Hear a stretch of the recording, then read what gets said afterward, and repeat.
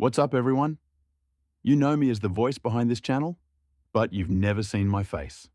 Today, I'm going to tell you a story that will change everything you think you know about success, family, and the price of being different. This is the story of how I went from being the family disappointment to secretly becoming a millionaire, all while my own parents were offering me minimum wage jobs because they thought I was wasting my life. My name, well, let's just call me Alex. I'm 29 years old and I live in a small town in Ohio where everyone knows everyone, and dreams are supposed to stay small. For the past 7 years, I've been creating content, building my brand, and grinding in the digital space from my tiny basement apartment. But here's the thing, my family had no idea what I was actually doing down there. Let me paint you a picture of my last family gathering before everything changed. Picture this: 4th of July barbecue, 2023. The whole extended family crammed into my aunt's backyard. Burgers sizzling, kids running around, and the inevitable moment when all eyes turn to me. "So, Alex," my Uncle Bob says, wiping barbecue sauce from his chin, "still playing around on that computer of yours?" The table erupts in that familiar mix of pity and amusement. My cousin Jake, who just got promoted to assistant manager at the local grocery store, gives me that look. You know the one. That bless your heart expression that says everything without saying anything. "It's not playing around," I tried to explain for the 100th time. "I'm building a business, content creation, digital marketing, brand partnerships." "Content creation," my dad repeated, shaking his head. "Son, that's not a real job. That's what kids do for fun." Here's what they didn't know, and what I'm about to reveal to you, is that while they were having this conversation, I had just signed a brand deal worth $180,000. That's right. While my cousin was celebrating his $2 an hour raise, I was making more in one partnership than most people in our town make in 4 years. But I'm getting ahead of myself. Let me take you back to where this all started, because the journey to get here, it was nothing like what you'd expect. 7 years ago, I was 22, fresh out of college with a communications degree that felt more worthless than the paper it was printed on. I moved back in with my parents, not by choice, but because I had $30,000 in student loans and exactly $247 in my checking account. My childhood bedroom had been converted into my mom's craft room, so I ended up in the basement. And let me tell you, this wasn't some cool finished basement man cave. We're talking concrete walls, a space heater that barely worked, and the constant smell of laundry detergent from the washing machine in the corner. My parents were patient, I'll give them that. But patience has an expiration date. "Alex, honey," my mom would say, bringing me sandwiches while I worked, "maybe it's time to start looking for a real job. Sarah's son got hired at the bank. Good benefits. A real job." Those 3 words haunted me. You see, while my parents saw a college graduate wasting away in their basement, I saw something different. I saw an opportunity that nobody else could see. I had started a YouTube channel in college, just for fun at first. Gaming videos, commentary, random thoughts about movies and TV shows. Nothing special, right? Wrong. By the time I graduated, I had 50,000 subscribers. 50,000 people who chose to listen to what I had to say. In our town of 8,000 people, I was reaching more minds every single day than the local newspaper, radio station, and half the businesses combined. But try explaining that to parents who thought success looked like a 9-to-5 job with a dental plan. Here's what a typical day looked like during those first 2 years in the basement. 6 a.m. Wake up to my dad's footsteps above me as he got ready for his job at the manufacturing plant. 6:30 a.m. Check analytics while drinking gas station coffee because we couldn't afford good coffee. 7 a.m. to 12 p.m. Research, script writing, content planning. This wasn't just turning on a camera and talking. I was studying successful creators, analyzing trends, learning about SEO, understanding algorithms that most people didn't even know existed. 12 p.m. to 1 p.m. Lunch break, usually interrupted by my mom asking if I'd applied for any real jobs that day. 1 p.m. to 6 p.m. filming, editing, thumbnail creation. Do you know how long it takes to edit a 20-minute video? Try 8 to 10 hours for something good. 6 p.m. to 7 p.m. Family dinner, where I'd sit quietly while my dad talked about his day at the plant and my mom shared neighborhood gossip. 7 p.m. to 2 a.m. More editing, responding to comments, networking with other creators, learning new software, studying marketing techniques. Rinse and repeat. Every single day. My family saw someone who slept until noon and stayed up all night playing on the computer. They didn't see the 16-hour workdays. They didn't see the constant learning, the strategic thinking, the business planning that was happening in that damp basement. 6 months into this routine, my dad sat me down for the talk. "Son," he said, his voice heavy with disappointment, "I love you, but this can't go on forever. You're 23 years old. Your friends are getting married, buying houses, starting careers. What are you doing?" I tried to explain. I showed him my subscriber count, 75,000 by then. I showed him comments from people saying my videos helped them through difficult times. I tried to explain monetization, brand partnerships, the potential I could see. His response? "Alex, 75,000 people watching your videos isn't going to pay your student loans." If only he knew what was coming. Month 18 of the basement era. My channel had grown to 200,000 subscribers. The content was getting better, more professional. I'd invested in better equipment. Not that my parents noticed the difference between my $50 microphone and my $300 one. Then it happened. My first real brand deal. A gaming company reached out through my business email, which was literally alexbasementcreator@gmail.com, not my finest branding moment. They wanted me to feature their new mobile game in a video. The offer? $5,000 for a single video. I stared at that email for probably an hour. My part-time job at the local electronics store paid me $9 an hour. This one video would pay me what I made in 3 months of retail work. I said yes, obviously. But here's the thing, I didn't tell my family. Not because I was trying to be secretive, but because I genuinely thought this might be a one-time thing, a fluke. And honestly, I was tired of their skepticism. I was tired of defending my choices. So I kept it to myself. The video performed incredibly well. The gaming company was thrilled. Within 2 weeks, I had 3 more brand deal offers. By the end of that month, I had made $18,000. In 1 month. From my basement. While my parents upstairs were worried about me getting a job that might pay $25,000 a year. This is where the story gets interesting, and where I started living what I can only describe as a double life. Upstairs, I was still the disappointment, the dreamer who needed to get serious about his future. Downstairs, I was building a business that was generating more income than most small businesses in our town. The cognitive dissonance was insane. My mom would bring me grocery store application forms while I was literally in the middle of negotiating a $25,000 partnership deal. My dad would lecture me about financial responsibility while I was looking at bank statements showing more money than he made in 6 months. But I kept quiet. You want to know why? Because I was scared. I was scared that if I told them and then somehow it all fell apart, I'd have to live with their "I told you so" looks for the rest of my life. I was scared that they'd suddenly expect me to pay for everything. I was scared that the money would change how they saw me, and honestly, I wasn't sure if that change would be good or bad. So I maintained the facade. I kept living like I was broke. I kept wearing the same clothes, driving the same beat-up Honda Civic, eating the same cheap food.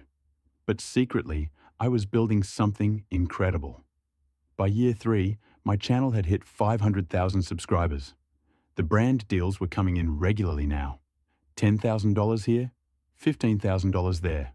I had diversified into affiliate marketing, created my own merchandise line, and started a Patreon that was bringing in $8,000 a month in recurring revenue. I was making more money than my parents combined, and I was still living in their basement. That's when I made a decision that would define the next phase of this journey. I rented a secret apartment. Picture this, a nice two-bedroom place across town. Not luxury, but clean, modern, with proper lighting for filming and enough space to actually think. I told the landlord I was a freelance consultant, not technically a lie, and signed a year lease. But here's the crazy part. I still lived in the basement. The apartment became my studio, my office, my escape. I'd tell my parents I was going to the library or meeting friends. Then I'd drive to my secret place and film videos, take business calls, and just exist in a space where I could be the successful person I was becoming. This went on for 8 months. 8 months of maintaining two completely different lives, sometimes in the same day. It all came to a head during what my family still calls the intervention. Picture this scene. Me, sitting in our living room, surrounded by my parents, my sister who drove in from 2 hours away, and my Uncle Bob who apparently had opinions about my life choices. "Alex," my sister started, using her teacher voice, "we're all worried about you.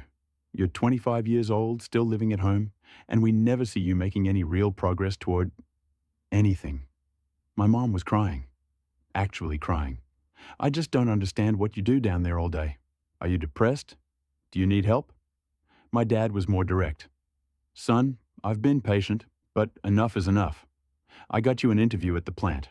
They're hiring, and Frank says he can get you in at $16 an hour to start. It's not glamorous, but it's honest work."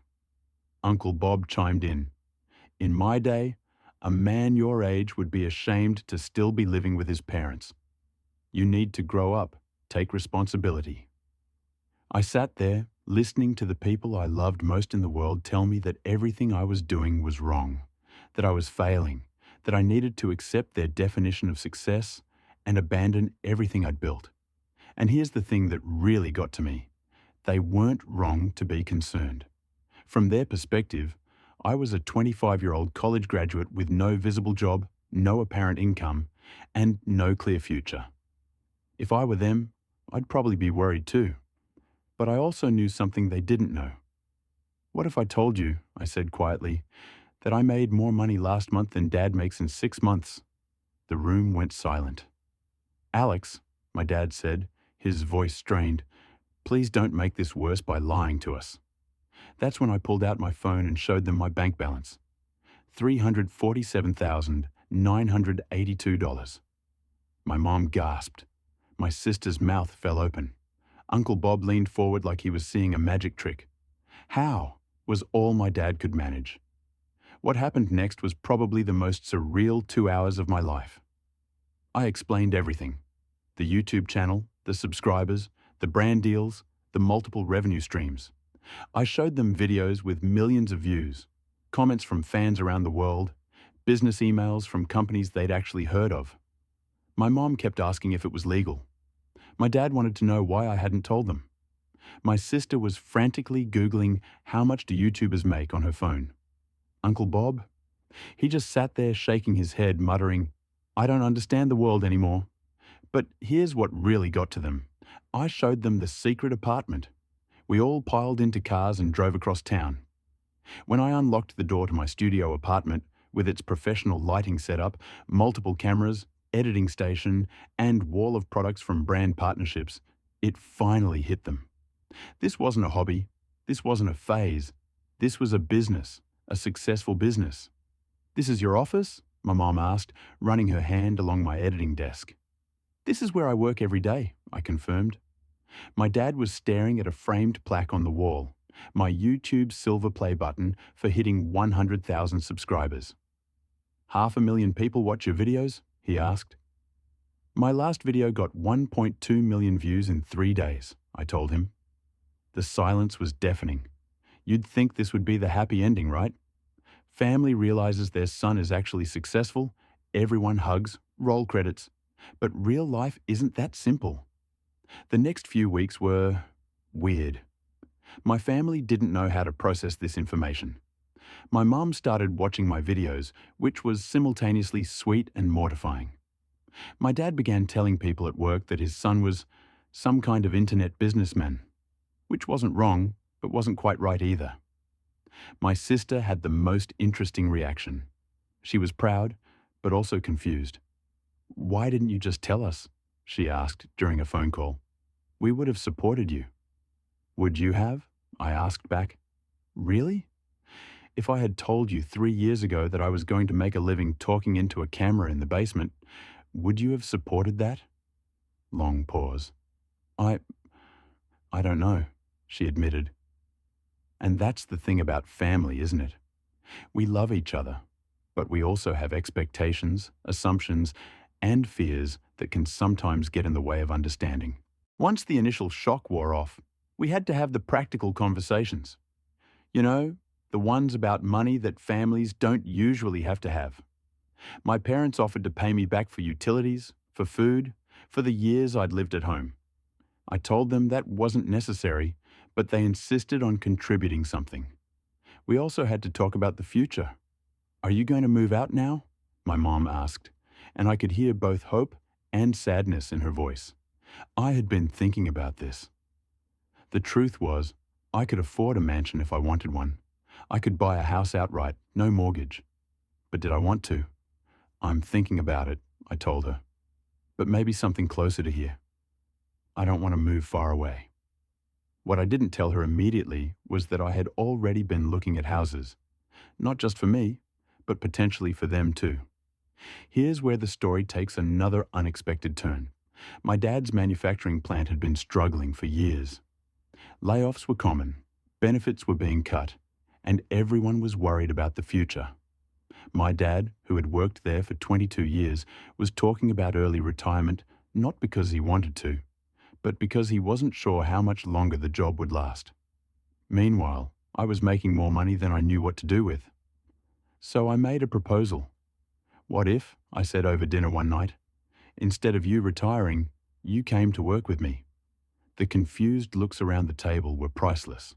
"I need help with the business side of things," I explained. "Customer service, inventory management for merchandise, financial planning.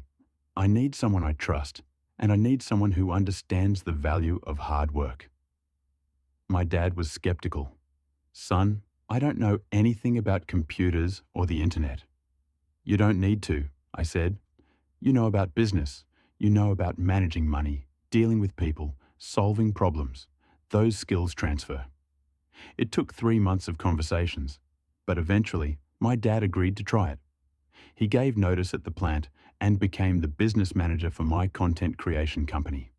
Best decision I ever made. With my dad handling the business logistics, I was able to focus on what I did best, creating content and building relationships with brands. The growth was incredible. Within 6 months of him joining the company, we had launched a successful podcast that hit #1 in our category, created a merchandise line that was generating $50,000 a month, developed online courses that brought in 6 figures, started a second YouTube channel that grew to 100,000 subscribers in 8 months. My dad went from being skeptical about my internet business to being our most effective business development person. Turns out his 22 years of experience dealing with suppliers, managing budgets, and solving logistical problems was exactly what a growing digital business needed. "I still don't understand why people want to watch you talk about video games," he told me one day while reviewing our quarterly profit reports. "But I understand good business when I see it." By the end of that year, our little family business was generating over $2 million in annual revenue. But here's the thing about success. The money was nice, but it wasn't the best part. The best part was watching my dad discover that he was actually really good at digital marketing. The man who thought email was complicated was running Google Ads campaigns and analyzing conversion rates like he'd been doing it for decades. The best part was my mom starting her own YouTube channel about cooking and getting 25,000 subscribers in her first year. The best part was my sister quitting her stressful teaching job to become our content manager and discovering she had a talent for video editing. We had accidentally created a family business that played to everyone's strengths. But the absolute best part? The day my dad called me into his office, yes, we rented actual office space, and said, "Son, I owe you an apology." "For what?" I asked. for not believing in you sooner, for thinking that success had to look a certain way, for almost convincing you to give up on something you were obviously meant to do. I'm not ashamed to say I cried a little. Now, 3 years after the big reveal, our family business employs 12 people. We've helped other creators launch their channels. We've consulted with traditional businesses trying to understand digital marketing, and we've built something that none of us could have built alone. My parents bought their dream house, the one they'd been talking about for 20 years but never thought they could afford. My sister's kids have college funds that will send them anywhere they want to go. Uncle Bob, who once told me to grow up and get a real job, now asks me for advice about his son's business ideas. But here's what I want you to understand. This isn't really a story about money. This is a story about the courage to pursue something that doesn't fit into traditional definitions of success. This is a story about family learning to understand and support each other's dreams, even when those dreams don't make sense at first. This is a story about the importance of believing in yourself when nobody else does. If you're still with me, you're probably wondering what the point of all this is. Why am I telling you this story? Because I know some of you are living in your own version of that basement right now. Maybe you're pursuing something that your family doesn't understand. Maybe you're building something that doesn't look like traditional success. Maybe you're tired of explaining your dreams to people who can't see what you see. I want you to know that you're not alone. I also want you to know that success doesn't always happen the way you think it will. I thought success would be proving my family wrong. Instead, it was learning that they were never really wrong to worry about me. They just didn't have all the information. I thought success would be about the money. Instead, it was about building something meaningful with the people I love most. I thought success would be about independence. Instead, it was about interdependence, creating something that made all of us stronger. So where are we now? My YouTube channel has 2.3 million subscribers. The family business generates over $5 million annually. We've expanded into streaming, podcasting, online education, and even some traditional media consulting. But more importantly, we've built something sustainable, something that brings value to people's lives, something that allows us to support causes we care about and help other families achieve their own versions of success. My secret apartment? It's now our main studio, but it's not secret anymore. We film family content there, business meetings, and sometimes my mom uses it to film her cooking videos. The basement where it all started? It's been converted into a gaming room for my nephews, but we kept one corner exactly as it was, my original setup with the cheap microphone and the folding table. It's our reminder of where we came from. Here's what I want to leave you with. Your family might not understand your dreams, but that doesn't mean they don't love you. Sometimes the people who question us the most are the ones who are most afraid of seeing us fail. Success doesn't always look the way people expect it to. The most innovative, impactful, and profitable ventures often start in ways that seem unconventional or even foolish to outside observers. Money is a tool, not a goal. The real success came when we figured out how to use our resources to strengthen our relationships and build something bigger than any of us could have created alone. Persistence pays off, but so does patience. It took years for my family to understand what I was building, and that's okay. Some things can't be rushed.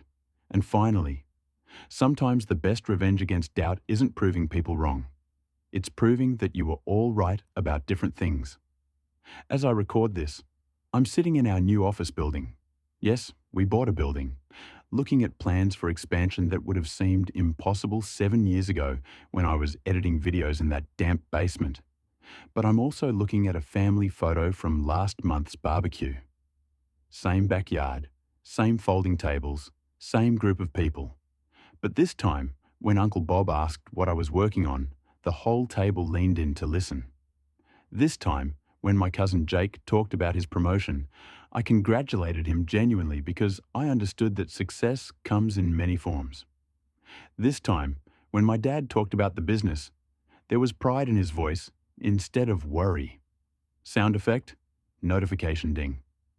Oh, And that notification sound, that's my phone telling me we just hit 2.5 million subscribers.